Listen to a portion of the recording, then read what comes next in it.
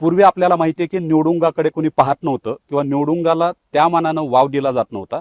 परंतु गेल्या 8-10 वर्षामध्ये बायफ या संस्थेने येथील शास्त्रज्ञांच्या मदतीने आम्ही भरपूर त्याच्यावरती काम केलं. शेती विभागाने त्याच्यावरती काम केलं आणि जो काटेविरहित निवडुंगा आहे त्याचा प्रचार आणि प्रसार आम्ही चालू केला. आणि आज आपण पाहू शकता इतक्या प्रमाणामध्ये जे काही इथं निवडुंग दिसते आणि शेतकऱ्याच्या दारी सुद्धा वेगवेगळ्या राज्यांमध्ये हे प्रसार आणि प्रचार झालेला आहे.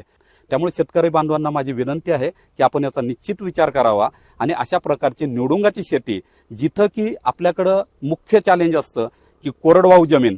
दुसरी महत्वाची बाब अशी आहे याच्यामध्ये की आम्ही ह्या भर उन्हाळ्यामध्ये ट्रायल घेतल्यामुळं आम्हाला एक गोष्ट प्रकर्षानं जाणवली की बाबा हे निवडुंग खाऊ घातल्यानंतर पाण्याची गरज कमी होते का, तर यस, नक्कीच पाण्याची गरज कमी होते.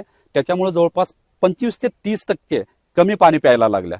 तर अशा दृष्टीनं ह्याचा हा एक महत्वाचा भाग आम्हाला किंवा निष्कर्ष जाणवला. त्यातल्या त्यात आपल्याकडे कोरडवाहू जमीन आहे, जिथं पाण्याची कमतरता आहे आणि जिथं दुसरं पीक घेणं शक्य नाही, त्या ठिकाणी तुम्ही अशा प्रकारची पानं त्याची लावायची. एकतर हे काटेविरहित निवडुंग आहे, त्याच्यामुळे लावायला सोपं आहे, जनावराला खायला सोपं आहे आणि त्यामध्ये पडीक जमिनीमध्ये सुद्धा येतं, तसेच कमी पाण्यावरती येतं. एकदा दोनदा पाणी जरी दिलं तरी चालतं, परंतु पावसाच्या पाण्यावरती आणि जमिनीतील पाणी शोषून घेण्याची क्षमता चांगली असल्यामुळं अशा जमिनीमध्ये योग्यरित्या येतं. तसेच ह्याची पानं जी मिळतात ते सर्वसाधारणपणे एक 15 रुपयापर्यंत एक पान मिळतं. सुरुवातीला तुम्ही पानं घ्या आणि घरच्या घरी तुम्ही त्याला नंतर म्हणजे प्रोपोगेट करू शकता. आणि अशा दृष्टीनं हे काटेविरहित निवडुंग जे आहे ते आपल्या जनावराला खाऊ घातल्यानंतर दूध सुद्धा चांगलं मिळतं, दुधाला कुठल्याही प्रकारचा वास येत नाही किंवा दुधाची जी गुणवत्ता आहे त्याच्यामध्ये कुठलाही दुष्परिणाम येत नाही आणि त्याचे रेसिड्यू सुद्धा दुधामध्ये उतरत नाहीत. त्याच्यामुळे उलट ते दूध चांगल्या क्वालिटीचं आपल्याला मिळेल. तर अशा दृष्टीनं ह्या निवडुंगाचा वापर आपल्या जनावरांसाठी आपण निश्चित करावा. तर ते इथे तुम्ही पाहू शकता की हे काटेविरहित निवडुंगाचं जे झाड आहे ते अशा प्रकारचं सर्वसाधारणपणे 5 ते 6 वर्षापूर्वीचं हे झाड आहे. ह्याच्यामध्ये काटे हा प्रकार नाहीये आणि त्याच्यामुळे ते जनावर खायला सोपं होतं जनावराला. आणि अशाच प्रकारचं हे निवडुंगाचं जे झाड आहे ते आपल्या घरी सुद्धा आपण नर्सरी टेक्निकने असेल किंवा अशी पानं वापरून घरच्या घरी तयार करू शकता. आणि याचे जसे मी 5 फायदे सांगितले तर याला फळं सुद्धा येतात.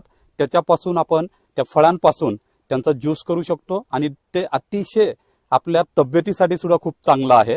तर अशा रीतीनं त्याचा तो एक फायदा आहे. ह्याच्यापासून चांगल्या क्वालिटीचं जे वेगन लेदर म्हणतो आपण, कारण जनावरांच्या चामडीचं लेदर आपल्याला माहिती आहे, परंतु काटेविरहित निवडुंगापासून सुद्धा अशा प्रकारचं लेदर आणि फॅन्सी जॅकेट्स, पर्सेस त्याच्यापासून आपण बनवू शकतो.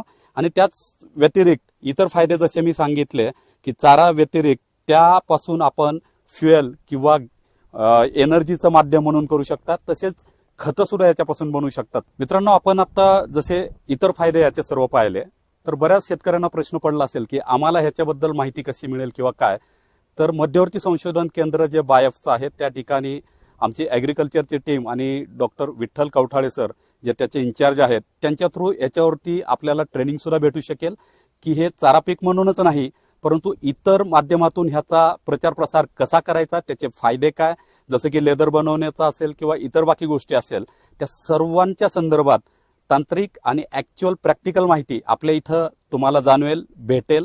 त्याच स्वरूपात लेदर कसं बनतं ह्याचं एक डेमॉन्स्ट्रेशन सुद्धा तुम्हाला इथे पाहता येईल आणि आपल्याकडे ते युनिट सुद्धा आहे.